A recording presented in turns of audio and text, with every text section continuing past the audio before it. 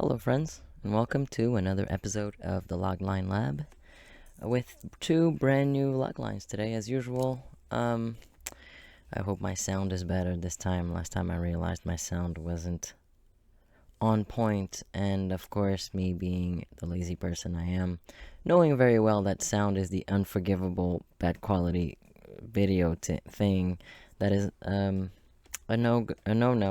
Release those videos anyway, because you can only brainstorm it once. After a while, it feels repeated, and then it loses the creativity. And so I figured you will forgive me. But if you don't, there's always the log line already done, and you can come back to the episodes where I have fixed the sound, and I suppose I have. So anyway, I came up with some ideas today. Brand new ideas. I took notes, but that's not what I want to work on today. Today, I wanted to work on some cute stuff that I found in my notes. I am gonna change the format a little bit to instead of like it being completely on the fly, trying to work on the log lines. They have been marinated in my head for a little bit to be a little clearer. So today we are gonna do a little indie film, or at least I feel like it's an indie. Who knows? Again, who knows what happens when you write the script? For me, it's at least not that clear cut. But yeah, I start with an idea, the log line, and I feel like I can feel it. And then you start to write it and develop it, and then the characters come to life, and then it just feels like it shifts a little bit, sometimes in tone or direction or the feel of it. And then the final product itself ends up being a little bit different than that feeling you had when you first came up with the idea and you thought, oh, I know exactly what this is. Anyway, enough talking. I have my pen in hand. I have my little pad here ready to go. And of course, our little candle for inspiration, our dark mood lighting. Let's see if I can do that a little less.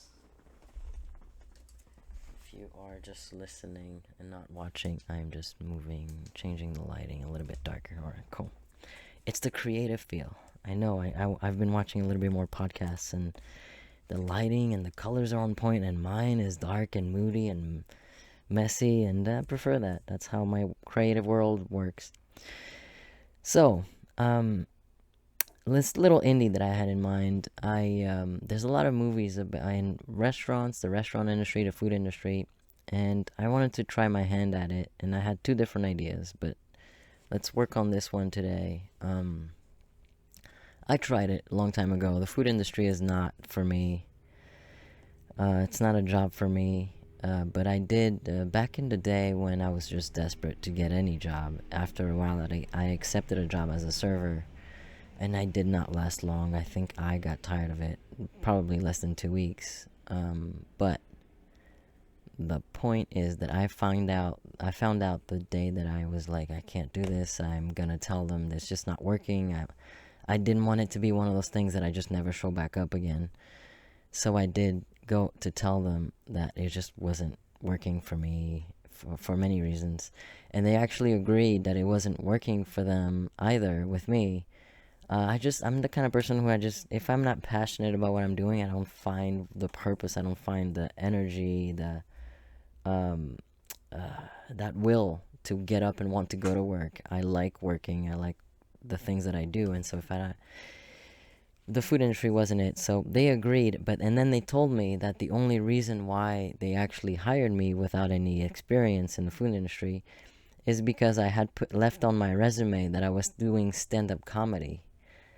At the time, I was doing stand-up comedy every evening, every night, and they said that they hired me because they wanted the feel and the mood in the restaurant to be uplifted a little bit. And they thought that would help. That would help change that. That would help the restaurant get you know, for their clients to have a little bit more fun or a little lighter mood in it. That's not what happened because, again, I didn't have any passion for it and I didn't have the heart for it. But it gave me this idea. the story is set obviously in the restaurant world, in the food industry world, and so there's this restaurant owner. Let's make it a woman. Um, and she is having a hard time with her business. It's financially challenging for her, and so she decides to hire again. She looks at people's resumes, and then something pops up for her, and so she decides to, again, that idea that happened to me, why to hire comedians and hire magicians and hire singers and all kinds of artists to serve at a restaurant to sort of liven up the mood, and she would encourage them to um, not go overboard, obviously, but to use their skills as artists in the work and to make it fun, to make it an experience for the patrons.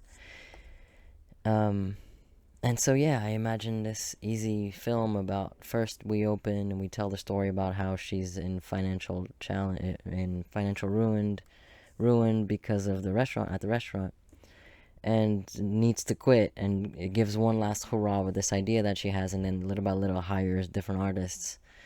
And of course, they all have their own like story that either helps or hinders, or they decide they get the free meal, or they need this job, that they're also, one of them is also desperate, and the other one, they all have their own reasons to accept this position, even though none of them, everyone wants to be an artist, none of them actually want to be a server.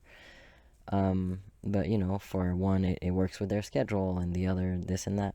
For whatever reason, they end up becoming like a little family, and like really taking on uh, their artistry seriously as a server. And so, for example, the magician, that if a patron is like, "Oh, excuse me, can I get a fork?" The magician wouldn't just grab a fork and drop it off like a normal server. They might even, without even going anywhere, just walk straight up to the patron, and then it's like on their sleeve. You know how magicians do it. They would just take it out of their sleeve, or like behind somebody's ear, and then all of a sudden there's a fork.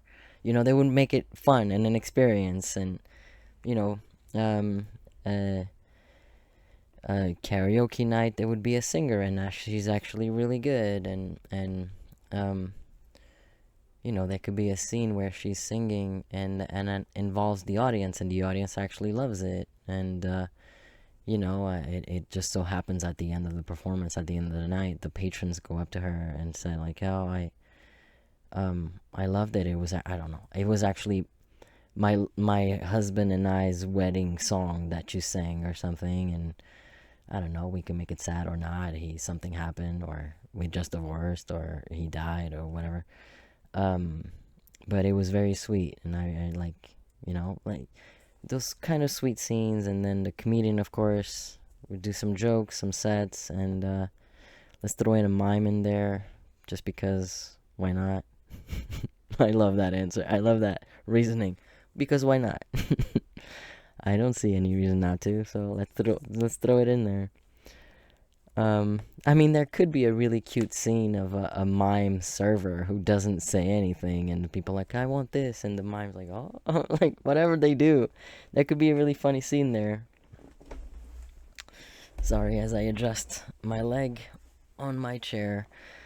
So yeah, I thought that would be a really sweet idea, and of course they pull together. It's kind of one of these. One of my.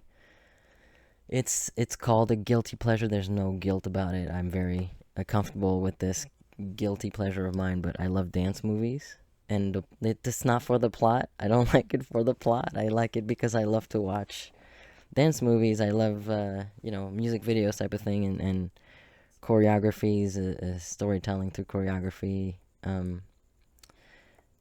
Anyway, it's kind of like that. It's kind of those these strangers come together, and they all have their own reasons, and it actually helps her, and it becomes one of those things where uh,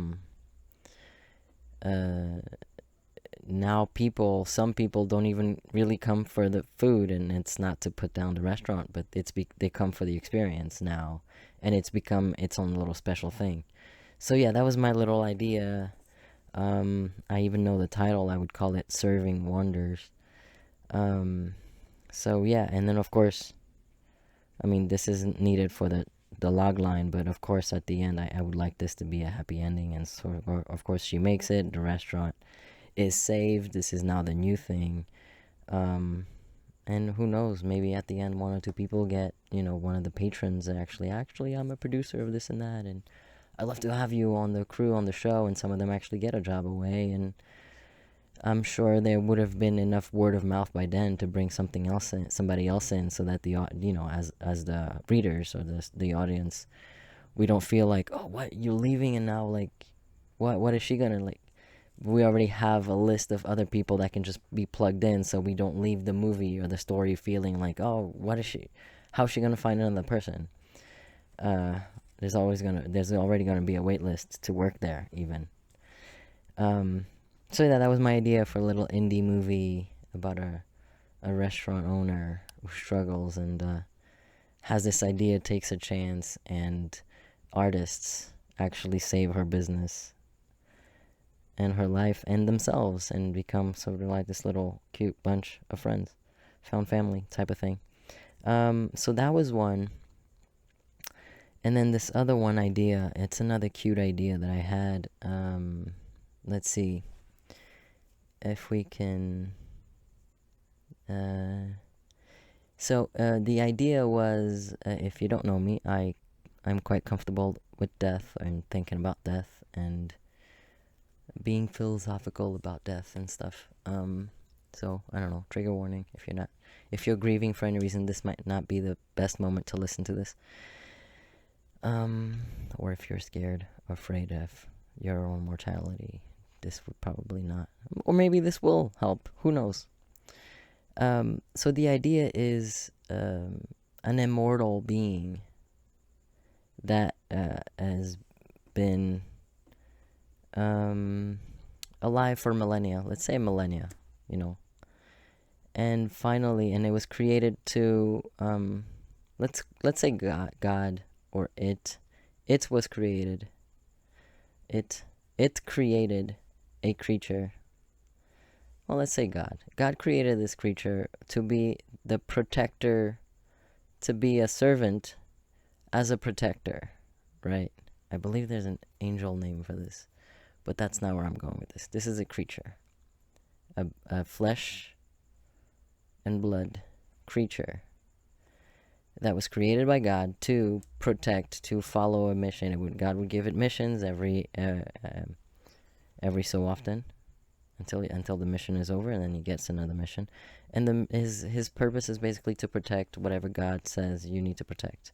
And after a millennia of having mission, to bodyguard and protect and defend and fight for, this being is just kind of he feels like he's done, like he just keeps doing the same thing all over again, and happy to serve, but at some point this immortal being that's just spent his entire life fighting decides that he's just had it. Like, it's not anything against the job, or sometimes I say this now, but of course if I was to write a script, I'm sure I would need this to have a lot more tension and stakes in a stronger direction. But let's just say this being has just lived a very long life doing the same thing, and it's decided that it no longer wants to do that. It wants to die and have the chance to go somewhere else, be something else, in whatever happens after death.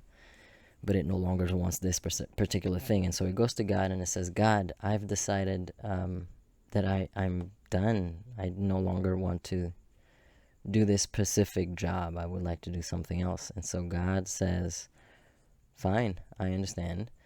I will grant you your wish, but here's what I'm going to do. I am going to create one other being, and it's going to be the only being in the entire universe that is capable of ending your life. And so you will raise this being, and you are just the only the thing that you must do then after raising this being until he's old enough to be able to understand and carry out this mission for this favor for you is you must talk to him and convince him and explain to him, rather. Again, I'm just working this out. You must explain to him why it is that you want to die, to be done, and then it must kill you itself out of its own free will. And of course, this creature, this being that I'm going to create for you, and it's going to be like a little boy. This little boy is going to be the most empathetic person, or the most empathetic being that I've ever created and will ever create. So anyway, you will raise it, you will protect it, you will be its guardian, and then when the time comes,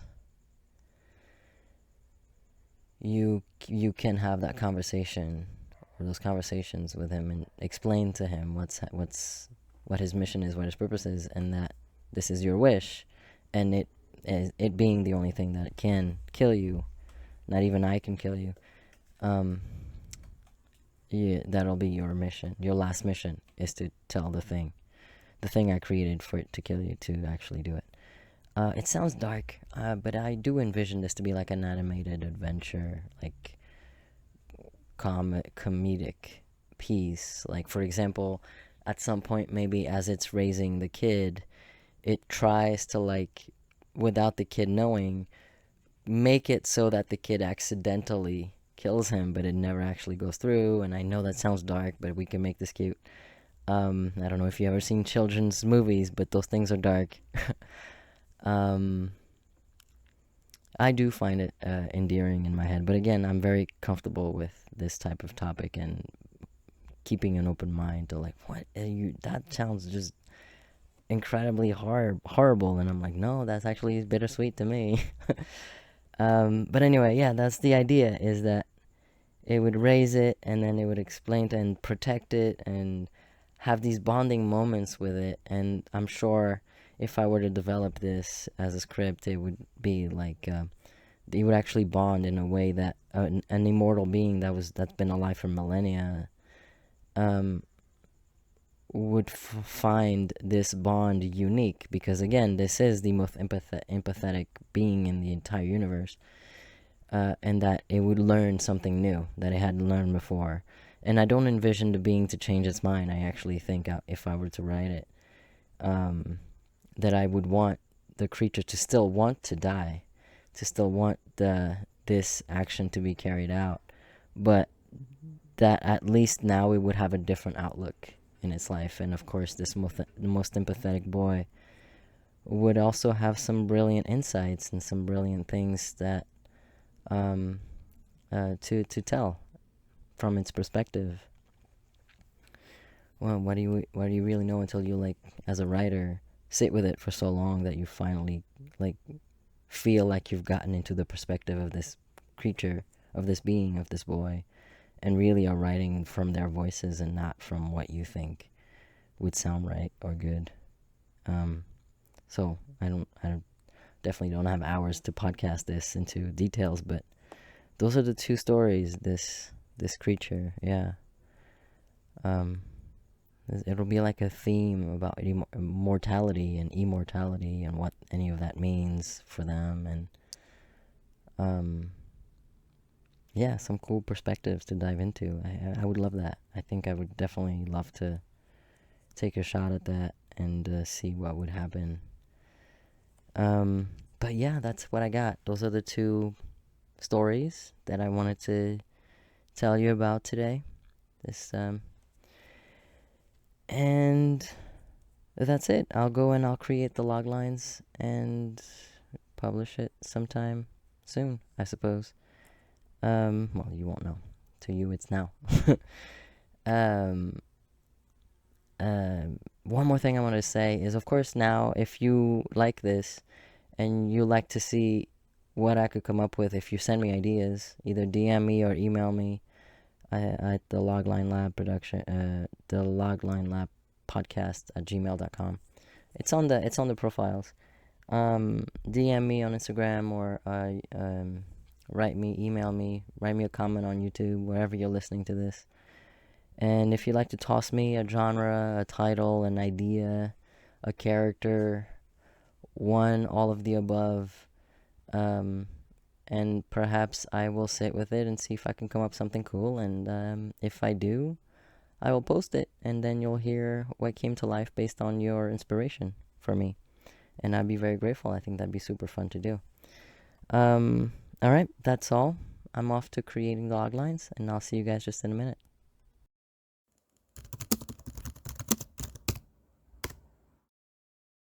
Serving Wonders, Drama, Comedy. A financially desperate restaurant owner recruits failed musicians, broke comics, unproduced singers, and clumsy circus performers as servers to help save her from filing for bankruptcy, unknowingly creating a found family along the way. Would you watch or pass? Put it in the comments. A Mortal Wish, Animation Adventure. After pleading to God to escape eternity, an immortal guardian is assigned to protect the empathetic child destined to end his life, only to experience a bond and meaning he's never known before. Would you watch or pass? Put it in the comments.